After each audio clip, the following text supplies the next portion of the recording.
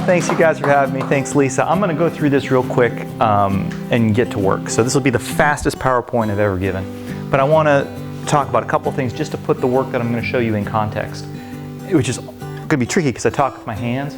So here it comes. So I grew up from in a very small New England town in southeastern Massachusetts. Humble background, few servants, one maid, a couple outbuildings, nothing too pretentious. But really, where I grew up was much closer to this. So it was bordered to state forest, a small town in Massachusetts, little stone wall, white steeple church, covered with my dad's collections of not very well taken care of old equipment and things. And these are I include these because I love these objects. I love the way that these objects come together. They're just beautiful forms, but the surface of them nature has written its own story onto the surface of these forms. And I think, we're surrounded by this stuff and it just blends in to the scenery in so much of our everyday life. But I really think it's important to kind of pay attention and notice the beauty in a worn form, a patina of use. And that will come with, cups, with functional work. And whether that's intentionally putting that onto your surface or the surface that comes from a relationship with a pot, I think is really important. So, we've got these dramatic contrasts in scenery. They got 13 inches of snow last week. In 2005, I kind of went for the polar opposite. I moved to New Orleans in perfect timing right before Hurricane Katrina. And New Orleans, for me, I went there for graduate school, but it's got its own climate, its own crazy creatures, beautiful landscapes and bayous, flora and fauna and things, other crazy creatures that you don't always see in a small Massachusetts town. But it's got a really deep soul. I love it. I'd probably still be there if I didn't run out of work. And everywhere you turn, there's just some more of the surface to scratch. And if you ever had a crawfish, we call these bait when I grew up. But this is the best first date food, because you cannot eat this comfortably in front of somebody else that you don't know. It's messy. It goes everywhere. So cooked up by its own strange creatures. But this celebration of life, I think I really resonated with that feeling of a town like New Orleans, where the idea of sharing food, sharing lots and lots of drinks is a way of life down there. But it was kind of a little overwhelming for me. So I was searching for a touchstone or a meditative object for me, and whether that's sitting in the morning and waking up and drinking coffee, drinking tea. In my case, whiskey, Canadian mist, the finest of all brown liquors. But all of this was based on this historic object, and this is a Chinese wine cup and stand. And I think this is my absolute favorite historical ceramic object, because it takes a mundane activity like drinking wine, and it puts it on a pedestal, and it makes it an important ritual, an important experience. This wouldn't be the wine cup that you throw on the floor of your truck on the way to work, right? But this is for a very special. I work in Alabama, so I'll get to that. So I started making a lot of these tea bowls, these altered tea bowls, and I made a lot of these while I was in graduate school. And each one of them, is individual and will fit your hand, and your hand's a different size than my hand. You hold things a different way. The lip is altered so that there are parts that are more comfortable to drink out of than others. And my whole MO with this stuff is that the bowl would find you as much as you would choose the bowl, and the one that really fit your hand would be your piece. So I made a lot of them, and I was glazing them in these Celadon glazes, and I started to really like the way that they work together in a group, kind of the way that we see things that individually are maybe interesting, but fairly similar objects, but when they are grouped together, they become a composition. So I started playing with the idea of grouping these pots and seeing how the horizon line would be formed from this, right? So in graduate school, I made a lot of pretentious pot installations, which is what you're supposed to do in clay. So all of these forms were ways as supports for groups of drinking vessels. And partly it was an experiment to see if people would interact with them as an individual piece and say, oh, how much is this one? Or if it would be read as an entire composition. And sometimes it worked, sometimes it didn't. But after that, I kind of really embraced these individual objects and started playing with more glazes, these sprayed glazes, trying to get a surface that would have a front and a back that you'd want to explore and move your hand around, but also turn and move your eye around these pieces. So I'll go through these pretty quickly. These nesting bowls came about at this time, and that's going to directly be reflected in the work that I'll show you guys tonight. But the most interesting thing to me with these is that space in between the two bowls, right? So all that surface, you're going to be altering the outer one, pushing it in, pushing it out, and the inner bowl would have matching marks. And so the tension between that interior space, again, referencing a natural object where there's that space that you don't see, but you know it's there because of something that's, has its perfect shape right in there, its perfect nest, but there's that interior space. And I find that really interesting. These were sandblasted Celadon, so they had a really soft, sensual surface to them. I was never much for kids. I like them much more now that I'm getting older, but it was always like, shake them, I don't know what to do with them. But everybody you just see that, you just want to go and grab that cheek, right? Like, that's, right? We just do that. It was this innate that she takes after her dad. But so I wanted these pots to have that same effect, have that same draw that you may want to just reach up and just kind of creep that right there. And so the form was supposed to really be referencing figurative, the human body, the way that folds, the way that bodies age and skin changes, and the volume that is contained within a skin or a membrane, I think, is really interesting. And the way that the tension is built with that line from when folds come together, I think is really interesting. So I started making some of these larger, which is interesting. When you're working larger, particularly in a material like porcelain that doesn't like to go that large. How large are those? About that big. So they're thrown in sections, but those marks have to be built in, carved in, sculpted in, to try to make a real gestural mark.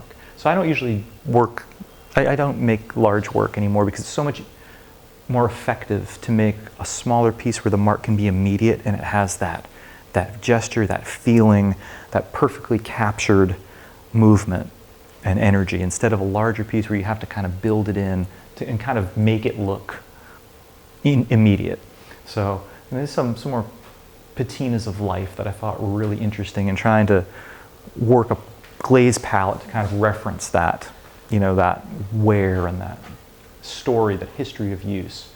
Now these aren't very functional bowls, but they exist as sculptural objects that, dealing with volume, dealing with form, dealing with a surface that invites touch. Go through a few of these. Bringing in some landscapes and natural references from that Spanish moss and kind of paring down some of these glazes a little bit. I made a bunch of teapots in this series, and teapots, I don't drink a lot of tea, so it's difficult for me to make teapots and with honesty. Now that I've started drinking more tea, I realize that a lot of these pots weren't very good. They were good sculptures of teapots. But the consideration of the architecture of a pot, the handle, the lid, the spout, the way things flow, the way it sits, it's a really ripe opportunity for composition and to build form. So a lot of these pots that I showed you weren't being used. They were being collected, they were being sold, they were being kept on shelves. And I love to cook, and I love to cook with people and to eat with people. And I thought, well, how can I, I want to make pots that people will use as well as making, artistic objects. So I wanted to try to make some work that would keep some of that feeling, that gesture, that volume, but kind of pare it down to make it more functional, more complementary to the food. So I kind of pared it down to 2 glazes. and similar soft forms that wouldn't compete with the colors of a meal. Again, playing with that tension that happens when you have a horizontal band going around a voluptuous form and then kind of push into it. We had a lot of dirty dishes, and with dirty dishes come a lot of naughty dishes, which was just a way to kind of play with a handle, and a handle that was not a potter's handle, something that you kind of like rub with your finger and kind of hang on to and kind of keep you engaged. I'll be real quick through this. There's a residency up in Maine, coastal Maine, called Watershed, and it's one of my favorite places on earth. I put together this group of people to go up there for 2 weeks. You work in this old barn, you dig the clay off the hill, and this work, you're all working there's no teaching. Everybody just works next to each other, and eat next to each other, drink next to each other, go swimming in the mill pond, and the whole experience is just whatever comes out of it. So it's 2 weeks to just learn something.